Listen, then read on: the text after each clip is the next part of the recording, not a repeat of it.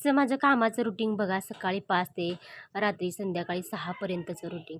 तर सगळ्यात अगोदर ना मी चहा बनवला. आता माऊलीच्या पप्पासाठी इकडे मी चहा बनवला. तर मी काही चहा घेत नाही बरं का, आठवडा झालं. मी माझ्यासाठी ना इकडे मी कोमट पाणी केलं होतं आणि आज ना आखाड्यातल्या नैवेद्य नारळ करायचा होता आणि सुवासिनी पण होत्या. तर त्याच्यासाठी ना मी इकडं कुकरला डाळ लावलेली आणि तांदूळ वगैरे घेतलं होतं भात करायला. तर सकाळी-सकाळी ना एक करायला गेलं तर एकच होऊन बसतं. तर पुढे सांगतेच तुम्हाला काय झालं होतं. हाय नमस्ते, मी शोभा तुम्हा सगळ्यांच्या अगदी मनापासून स्वागत करते माझ्या एका छोट्याशा ब्लॉगमध्ये. कशा सगळेजण श्री स्वामी समर्थ, शुभ सकाळ सगळ्यांना. आता सकाळचे 7 वाजलेत बघा. आता सकाळी आज ना पहाटे 5 वाजल्यापासून माझी कामं चालू आहेत. तर आज ना आखाड्यातल्या देवीला बघा नैवेद्य नारळ करायचे आणि सुवासण्या पण घालायच्या त्या. आणि सुवासण्याचा कार्यक्रम असला तर सकाळपासूनच हे सगळं नियोजन करावं लागतं. तर तसं बघायला गेलं तर माझं रात्रीपासूनच होतं. आणि आता आपलं डाळ वगैरे शिजलेले तर पीठ मळायचे आणि मी इकडं भात टाकला शिजायला. तर चहा वगैरे झालं, देवपूजा करायला घ्यायचं, अजून पाणी सुटलं नाही. तर आता 7:30ला पाणी सुटते. आत्ता आपलं माऊली बाळ उठून आंघोळीला चाललंय.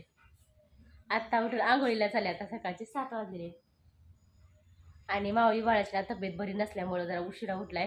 तर आमच्याबरोबरच उठत असतो.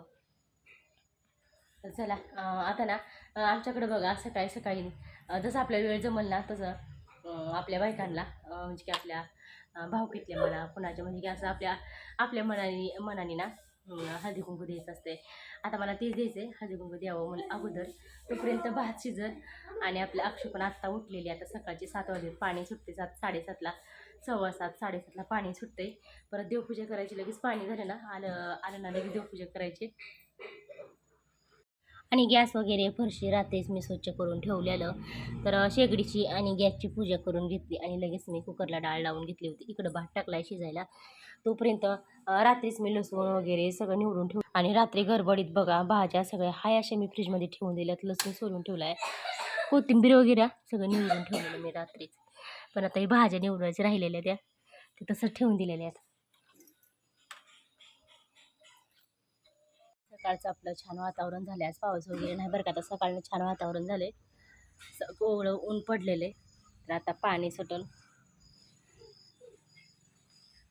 आणि त्याच्यानंतर बघा डाळ वगैरे शिजली होती तर लगेच स्वयंपाक केला.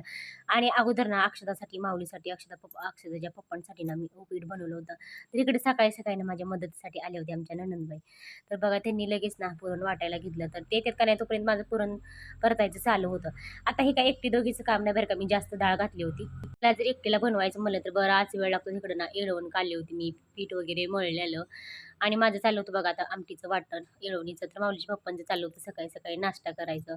आता ही सगळी कामं बघत बघत ना करावी लागतात. आणि आज आपल्या अक्षूने देवपूजा केलेली बघा. जशी मी करते ना तशी देवपूजा केलेली. तर फुलं वगैरे छान भेटलं होतं. तर आज सकाळी सकाळी खूप छान वाटत होतं. आणि तिचं अंघोळ झालं, तिचं आवरलं की तिने लगेच देवपूजा करायला घेतलं. तर आज काय होणार नाही मला म्हणून आज म्हणत होती मी कपडे आणि भांडी सॉरी कपडे आणि देवपूजा मी करते. तर शाळेत जाता जाता बघा कपडे आणि देवपूजा करून ती शाळेत जाणार होती. तर देवपूजासुद्धा छान केली होती. त्याच्यानंतर आमच्या भाचीबाईंनी बघा असं मस्त ओव्याची पानं आणली होती भजी बनवण्यासाठी. तर त्यांना पण जायचं होतं शाळेत. आता मी गेल्यावर मागच्या वेळेस मी व्हिडिओ टाकला होता त्यांच्याबद्दल. ते शाळेत ना आता अक्षदा शाळेत ना शिकवायला लागल्या त्या. आणि बघा एवढी ताजी-ताजी पानं होती ना ओव्याची. आता ही जर पानं बारीक चिरून वगैरे टाकली ना खूप छान भजी होतात बरं का. आता ह्याची रेसिपी एक वेळेस तुमच्याबरोबर नक्की शेअर करते. आणि इकडे आमचं नणंद भाऊजाईचं चाललं होतं. इतका पसारा पडला होता बरं का सगळ्या गॅसच्या भोवतणी. पण आता पसाऱ्याकडे काही कोणी जाऊ नका बरं का. आता आमचं सकाळपासून चालू होतं. आणि आज असं झालं होतं माझ्या सोबत बघा. आज सकाळ झालं 3 ते 4 वेळा असं चहा झाला होता. कोण आलं की चहा बनवायचं, कोण आलं की चहा बनवायचं, असं 3-4 वेळा माझं चहा बनवून झालं होतं. त्याच्यानंतर बघा आम्ही सगळा स्वयंपाक आवरला, नैवेद्य वगैरे बनवलं आणि लगेच इकडं लक्ष्मीला नैवेद्य दाखवायला आलो. आता नारळ ते आता जे काही ओटीचं सामान आहे, लिंब वगैरे जे असतात बघा ते सगळं आणले होते.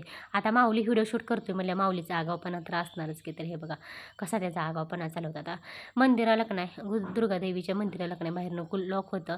त्याच्यामुळं आम्ही बाहेरनंच बघत होतो. आत काय जाता येत नव्हतं. त्याच्यानंतर आम्ही इथं कुंडाला आलो. तिथं नारळ वगैरे फोडलं, देव दाखवला आणि अक्षुला आणि माऊलीला का नाही मी 1 तासभर देवाचं दर्शन घ्यायसाठी मी घरी बोलवलं होतं. आता त्यांनी काय शाळा बुडवलं नव्हतं. शाळा आमची इथं जवळच असल्यामुळं का नाही पोरांना पण लगेच येता येते बघा. त्याच्यानंतर बघा देवावरून आलं की लगेच इकडं बायका पण येऊन बसलेल्या सुवासनी. तर आत्याने सगळा पसारा वगैरे आवरलेला. आम्ही देवावरून येईस तर भांडे वगैरे घासून ठेवले, पसारा आवरला. तर लगेच बघा ती झोळी भरली. सगळी ओटीचं सामान म्हणजे का आपलं धान्य वगैरे, आपल्याला काय टाकू वाटेल तेवढं दक्षिणा ते सगळं आपल्या नारळ वगैरे सगळं घालून ना असं मी झोळी भरून घेतली. त्याच्यानंतर आमच्या जाऊबाईनी, नणंदबाईनी, आम्ही सगळेजणी मिळून ना लगेच ताटं बनवायला घेतली. आता आमच्या बाची सुद्धा मदत होती बरं का. त्यासुद्धा दुपारनंतर ना घरीच थांबल्या होत्या आणि हे सगळं करता करत ना अक्षरशः आम्हाला 3 3 सव्वा 3 अशा वाजल्या होत्या बघा जेवायला. बनवायला आणि अक्षरशः 4 वाजले होते सुहासनी तर जेवायला बसायला. आता एक-एक करता एवढा जर उशीर होतो की नाही काय सांगायलाच नको आणि पहाटे 5 वाजल्यापासून हे माझं सगळं आवराआवरी चालू होतं. पण अक्षरशः 4 वाजले होते जेवायला. आता एक-एक करोस्तोर ना इतका उशीर होतो. इकडं बायका बसल्या होत्या येऊन आणि माझं चालू होतं एक-एक ताट आणायचं. आतून ना आता त्याच्यानंतर बघा नणंदबाई चालल्या होत्या घरी त्यांच्या आणि हे बघा त्यांच्या शेजारचा चिंगूबाळसुद्धा आलं होतं. तर त्यांच्याशिवाय राहतच नाही. संध्याकाळचे ना 4:15 वाजलेले आहेत. तर सुवासण्या वगैरे जेवल्या, एवढं भांडी वगैरे पडलेत. तर इकडं सुद्धा आत्यानी बघा भांडी वगैरे घासून ठेवली मी देवावरून येईस्तोवर. तर आता झाडून वगैरे काढायचे आणि त्याच्यामध्ये ना मध्येच आता मीटिंग आलंय. मीटिंगचा मला त्या ताईंचा मॅडमचा फोन आलेला आहे. तर अक्षदा आपलं आल्या-आल्या अशी पंगत पडलेली माऊलीची आणि अक्षूची जेवणाची. तर शाळेतनं आल्या-आल्या ना अगोदर जेवण वगैरे करतात.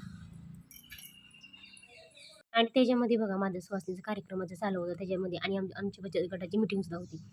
मला ना सारखं मॅडमचा फोन वगैरे येत होता, बायकांचा फोन येत होता. तिकडं सुद्धा जायचं होतं आणि संध्याकाळी दमून भागून बसले होते बघा भाजी निवडायला. आपल्या अक्षूचं सगळं पसारा आवरायचं चालू होतं. आता मनात आलं तर सगळं एक-एक दिवशी भरपूर मदत करते बरं का अक्षू आपली कामाला. तर बघा सगळं दोन्ही घरातलं पसारा आवरून घरातलं ना सुद्धा साफसफाई करायचं चालू होतं तिचं फरशी वगैरे पुसायचं, पसारा आवरायचं आणि इकडं माऊलीच्या पप्पांचं चालू होतं दळणं दळायचं. इतकं दमून गेली होती की सकाळपासून काय सांगायला नको असं शांत बसं वाटत होतं. तर अख्खा दिवस कसा गेला कामात काही काही कळलंच नाही बरं का. म्हणजे आणि काल ना माऊलीच्या पप्पांनी बघा सगळे भाज्या वगैरे आणले होते ते आता माझं निवडायचं चालू होतं. तर सकाळी बघा पटकन करता येते म्हणलं पोरांच्या डब्यासाठी वगैरे सकाळी पटकन कोथिंबीर परत शेपू वगैरे निवडायचं चालू होतं आणि अक्षताचं बघा मध्येच मला थोडं इकडचं तिकडचं गप्पा पण सांगायचं चालू होतं. हे असं झालं तसं झालं आणि दोघांचं अजिबात जमत नाही. दोघांचं बहीण भावाचं कुठं जरी गेलं तर अजिबात थोडंसं जमत नाही. तुझं माझं जमेना आणि तुझ्या वाचून करमेना हे असं होत असते. तर भांडणसुद्धा होते बघा दोघांचं आणि एकमेकाशिवाय राहू शकत पण नाहीत का. तर आजचा दिवस असा गेला. नक्की सांगा कमेंट बॉक्समध्ये. बाय.